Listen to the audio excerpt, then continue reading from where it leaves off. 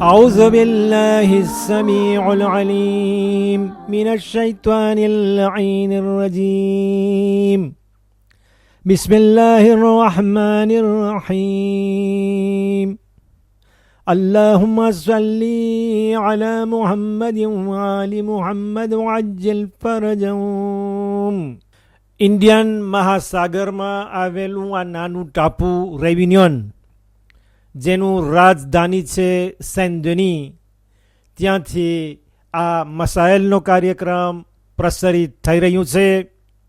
અને આપ સર્વે લોકો ખોજા ટીવી રેડિયો અને એરવેઝના માન્ય શ્રોતાજનો જે આ પ્રોગ્રામની અંદર અમને સાંભળી રહ્યા છો, અમે તમને ભલે પધાર્યા કહીએ છીએ અને અસ્સલામુ અલૈકુમ વરહમતુલ્લાહી વબરકાતુહુ.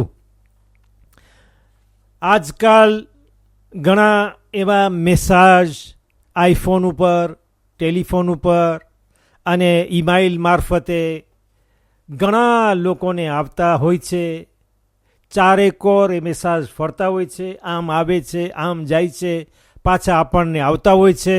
ઘણા લોકો ફોન કરીને સવાલ કરે છે. મારી ફરજ સમજી હું એક સામટો જવાબ આપી દઉં છું. અમુક દિવસો થયા શેખ અહમદુ નામના મેસેજ આઈફોન અથવા ઈમેઇલ ઉપર મોકલીને આઈફોન અને પોર્ટેબલને લોકો નજીસ કરી રહ્યા છે. વર્ષો થયા હું જવાન હતો ત્યારથી આવા મેસેજ વાંચું છું. પહેલાંના જમાનામાં પોસ્ટમાં આવતા પોર્ટેબલ, આઈફોન, ઇન્ટરનેટ કોઈ વસ્તુ હતી નહીં, એટલે લોકો ટિકિટ ખરીદ કરી પોસ્ટથી 20-30 માણસોના અડ્રેસ ઉપર રવાના કરતા. પોતાને લાભ થતો હોય કોઈ નહીં એ તો કોઈ આજ સુધી બતાવ્યું નથી, કોઈ બોલ્યું પણ નથી. પણ પોસ્ટ તો હજારો ટિકિટ વેચીને કમાણી કરતી હતી.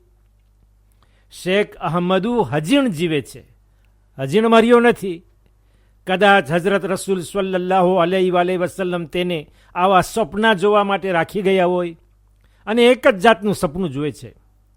અલ્લાહના રસૂલ સલ્લલ્લાહુ અલૈહિ વસલ્લમના નામની બાજુમાં રસૂલ પર અધૂરી સલવાત મોકલે કે ક્યોલા પે સ્વાસ્યુર લુઈ, અને અહેલે બેતે રસૂલ સલ્લલ્લાહુ અલૈહિ વસલ્લમ ઉપર સલવાત ન હોય અને આપણે આવા લખાણો આપણી વચ્ચે બધાને મોકલીએ, તે સાથે કે રસૂલ પર સલવાત થાય, અહેલે બેત અલૈહિસ્સલામ ઉપર નહીં.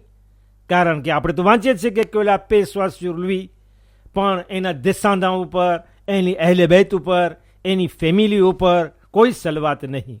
જે લોકો હઝરત અહેલે બેત રસૂલ સલ્લલ્લાહુ અલૈહિ વસલ્લમ અને હઝરત અઈમ્માએ તાહિરીન અલૈહિસ્સલામના રોઝા મુબારકને તારાજ કરે, બરબાદ કરે, પછાડી આપે, એવા લોકોને જ રસૂલ સલ્લલ્લાહુ અલૈહિ વસલ્લમ ખ્વાબમાં આવે છે.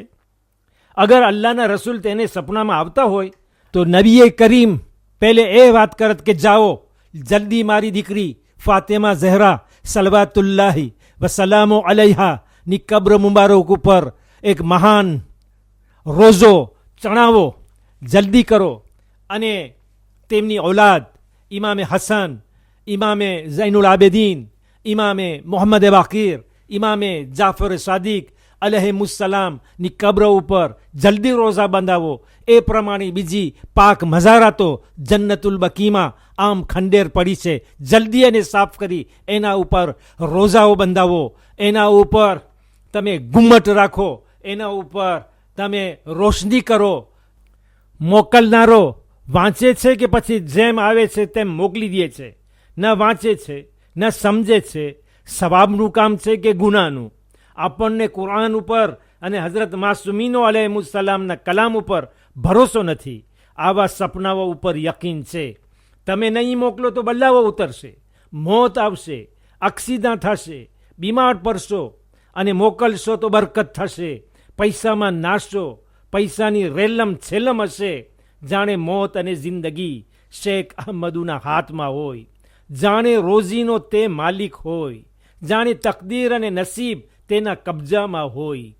ટૂંકમાં ફક્ત એટલું જ કે આવા મેસેજ આવે તો વાંચવા પણ નહીં, નજર પણ કરવી નહીં, તરત જ સાફ કરી નાખો અને તમારા મગજને, તમારા વિચારોને, તમારી નજરને ખરાબ ન કરો અને બીજાઓને પણ મોકલીને તેમની નજર, મગજ અને વિચારોને ખરાબ કરો નહીં.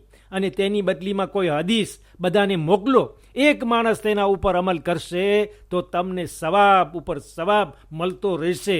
શેખ અહમદુની તમને જરૂર પડશે નહીં. તબલીગ ફક્ત જબાનથી નહીં, કલમથી પણ થાય છે. ફક્ત મિંબર ઉપરથી નહીં, પણ પોર્ટાબલ અને ઈમાઇલથી આખી દુનિયામાં પાથરી શકો છો. તમારા આઈફોન અને ઇન્ટરનેટને તમે હિદાયતના કલામ, તબલીગ ઇસ્લામમાં વાપરો. આવી હદીસો બીજાઓના દિલમાં ઉતરવા અગાઉ આપણા દિલમાં પહેલે ઉતરશે, કારણ કે આપણે વાંચશું, આપણે વિચાર કરશું, આપણે લખશું અને પછી મોકલશું તો આપણું દિલ તેનાથી ભરાઈ જશે, આપણને સુધારશે અને સાથે બીજાઓને પણ.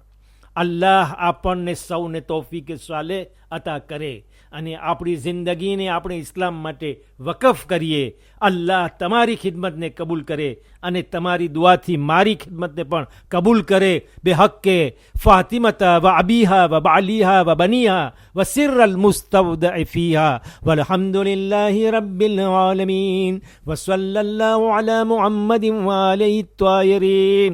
ખુદા હાફિઝ અને વાલેકુમ સલામ વ રહમતુલ્લાહિ વ બરકાતુહુ.